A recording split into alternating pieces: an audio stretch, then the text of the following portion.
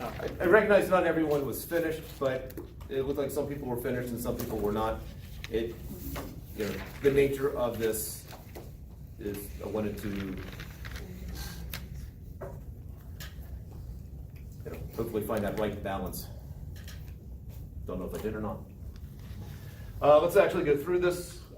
So now we have two different physics techniques to come up with the equations, three different math techniques that I showed in class, but there's also more math techniques besides what I showed in class. So I'm just going to do sort of a hodgepodge of methods here.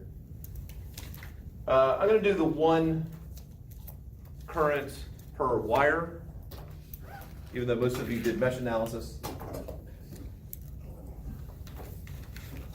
So when I'm doing one current per wire, I have a junction here, I have a junction here. So my currents are running between the junctions. So I picked I1, and just looking at the nature of the battery here, this is trying to force current that way, that's trying to force current that way. So it kind of looks like I1 is going to be going like that. I2, I suspect, would be going down, especially if you think about, I've got these two sort of pumping the current like that, and this is pumping it this way, so it makes sense that it would go down. And then I3, I've got this pushing, these two pushing that way, this one's pushing the opposite way. I suspect I3 is going to go this, like that. And if I'm wrong, then I'll get a negative sign. My voltage loop is, I pick a spot, and it's completely independent of how I've drawn my currents. So, but again, I like my first one to be positive, so I'm going to go this and go that way. Start there and go that way. So I have 2 minus 4I1 minus 3I2 plus 4 minus 2I1 equals 0. So that is the left loop. Any questions how I came up with that equation? And it could be as simple as, how'd you get that equation?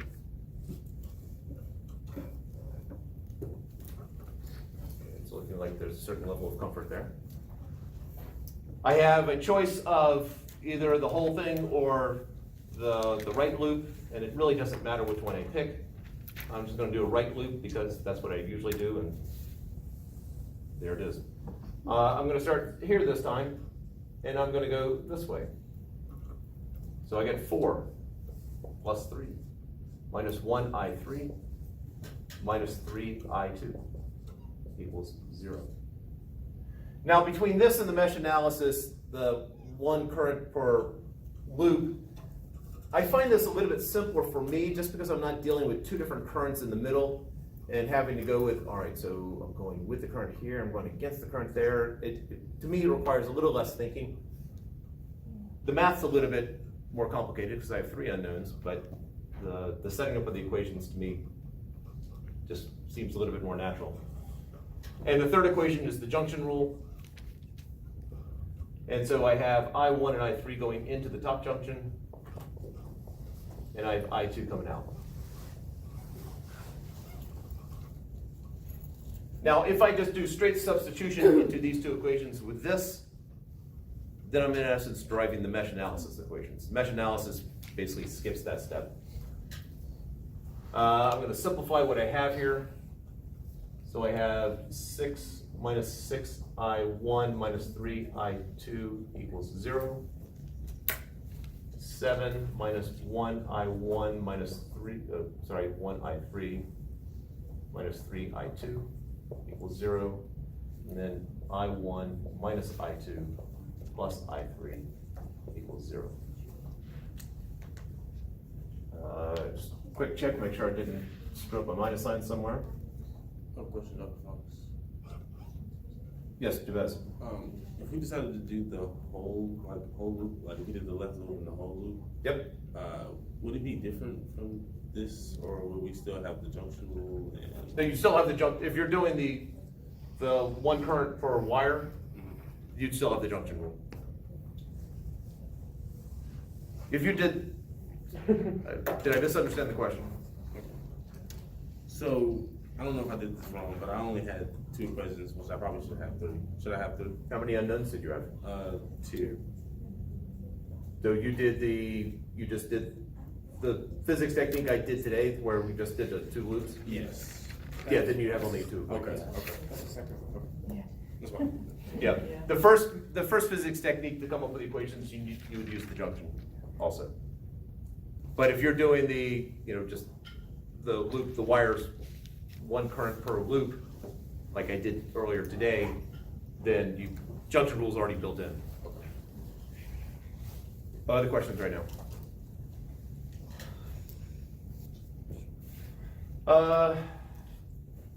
Depends on how we want to do this. Matter of fact, since I'm gonna mix methods here, I'm just gonna do substitution. I'm gonna take this right here and plop it in for I2, here and here. So I have 6 minus 6I1 minus 3I1 plus I3 equals 0. 7 minus I3, 1I3, minus 3 times I1 plus I3 equals 0. So this becomes 6 minus 9I1 minus 3I3 equals 0. And then 7 minus 3I1 minus 4I3 equals 0. And potentially, if you did the mesh analysis, you would have ended up with some 2 equations that look similar to that. Then let's shoot over for Cramer's rule. So 9I1 minus 3I3 equals 6. 3I1 plus 4, oops, that should be a plus there, plus 4I3 equals 7. I1 is going to be equal to 9, 3, 3, 4, and then 6, 7, 3, 4. So it's 24 minus 21 over 36 minus 9, which is 3/27, which is 1/9.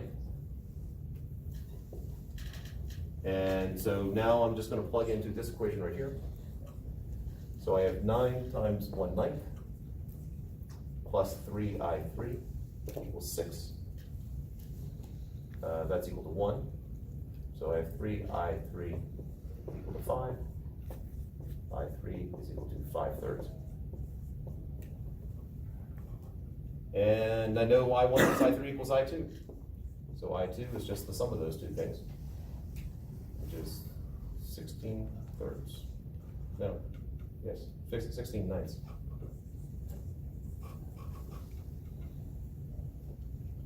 They're all positive, which means that I correctly guess which way the currents will be going. Sometimes it's not as obvious, and sometimes I just don't feel like thinking through that and just automatically just go, let's just make I1 and I3 always go towards the middle and I2 always go down.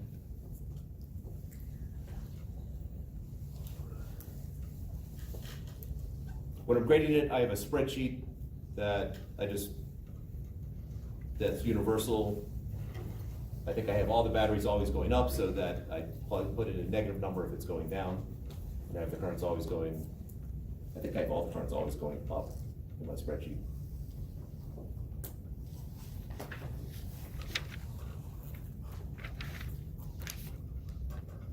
So also an example of how you can sort of mix and match the math techniques.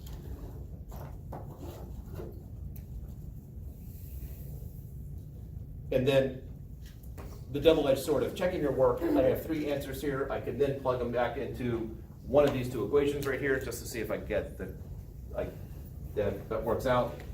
And if not, then it's a decision to make of, well, probably just a small little error, and so it'll be a minor deduction, or did you just completely mess it up? And depends on how much time you have and how much time you're willing to commit.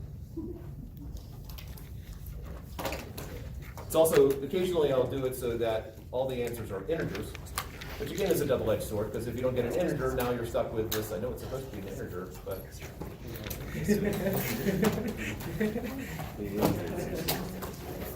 And I think on that note, have a lovely weekend. Your test is on Wednesday.